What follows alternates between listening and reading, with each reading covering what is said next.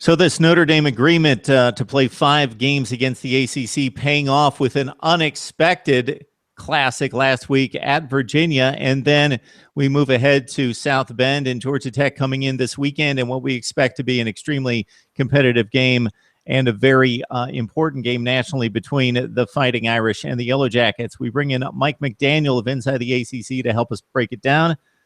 Mike, it has to start the conversation with the quarterback situation at Notre Dame. Everett Golson off to FSU. This was Malik Zaire's team, but it being football, game of attrition, Zaire's out with the injury against Virginia. DeShone Kizer comes in, throws a beautiful game-winning touchdown pass to Will Fuller, but there's got to be some question marks with the redshirt freshman taking over full-time. Sure. So they had Malik Zaire playing well for them there last week against Texas, and through the first 2 quarters, he struggled actually a little bit yesterday against Virginia, but he was starting to find his footing a little bit in the third quarter. They were starting to run him a little bit more, but then he hurts his ankle in the third quarter, diagnosed with a broken ankle. After the game, he's out for the season. So they bring in DeShone Kizer. At the time, Notre Dame is up a couple touchdowns, and all of a sudden, late in the fourth quarter, they find themselves trailing, and Kizer, a redshirt freshman quarterback, is now all of a sudden summoned on to try to lead a game-winning drive with 2 minutes remaining and down a point. He throws that beautiful touchdown pass to Will Fuller. Kizer was a 4-star recruit coming out of high school. He was an Elite 11 quarterback. He's 6'5", 216 pounds. He's a big guy. He's characterized as a dual threat quarterback, although he runs almost a 5-second 40, so he really is just a one-trick pony. But if we saw anything yesterday out of that performance, we saw that he's a very accurate passer, especially deep down the field when he hit Fuller on that deep touchdown late in the game. So we'll have to see what happens going forward for the Irish with Kizer at the helm. But 8 of 13 for 92 yards and 2 touchdowns yesterday. So he came in, performed admirably under unexpected circumstances. Yeah, so a team that was supposed to contend for the college football playoffs is now without its star running back and without its starting quarterback and in the hands of a redshirt freshman, as you mentioned. So the defense, which wasn't supposed to be great, but certainly capable of winning a lot of games, comes in having demolished Texas, which we can only rate that to be a certain performance at this point, considering the Longhorns offense over the last couple of years has been disastrous. They had some issues against Virginia. So how would you rate the Fighting Irish on D through 2 games? Well, they looked really good against Texas, but then once again, after 1 week, we didn't really know what Texas had. And now going into the game yesterday, you're thinking, okay, let's see what we got with the Irish defense. We expected the offense to be very good with how Malik Zaire performed in the bowl game last December.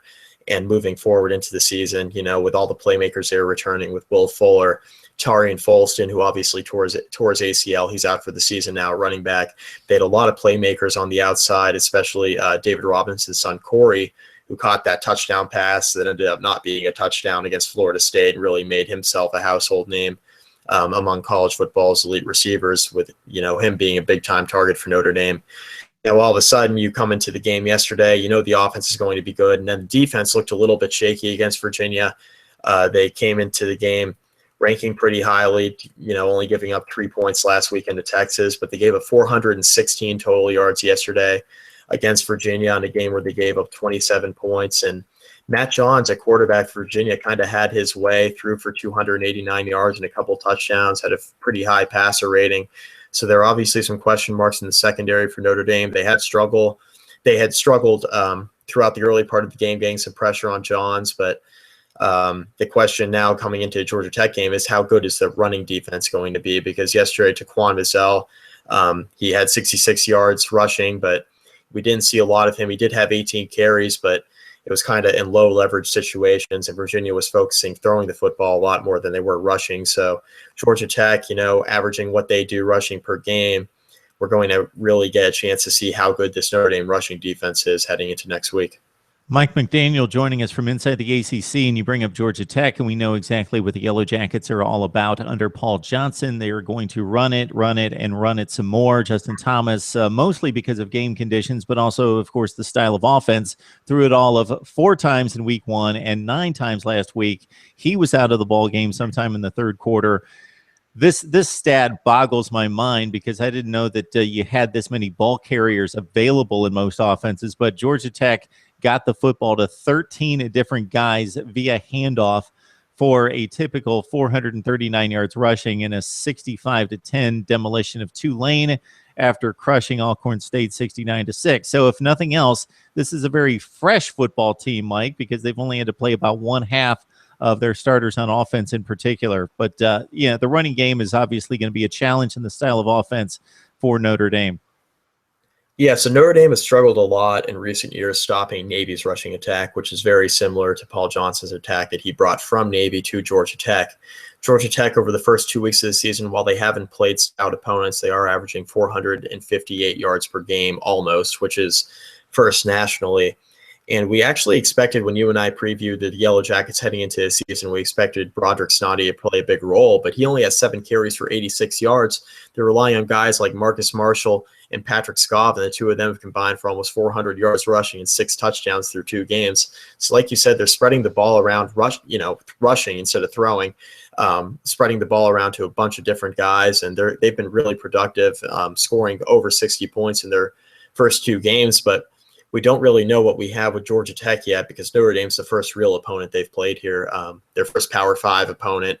I understand Notre Dame's independent, but for lack of a better term, they're Power 5. So it's the first real team Georgia Tech's played this year, and we know they can run the football. They've demonstrated that over the first couple of weeks, and I'm interested to see how Justin Thomas reacts against Notre Dame if he's forced to throw the football to a couple of receivers that haven't really gotten a lot of reps heading into this campaign. Yeah, and like we talked about, Mike, in our season preview of Georgia Tech, Justin Thomas led the team in rushing last season, but they lost their top 3 rushers from the backfield position, lost their top 2 pass catchers, including, of course, Smelter.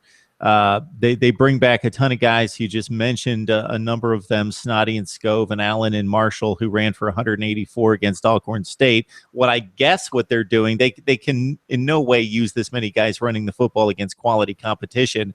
They're probably using these 2 games to figure out, okay, who do we really like against the better teams? And certainly that's going to take hold this week against Notre Dame. So any thoughts in how this one might play out?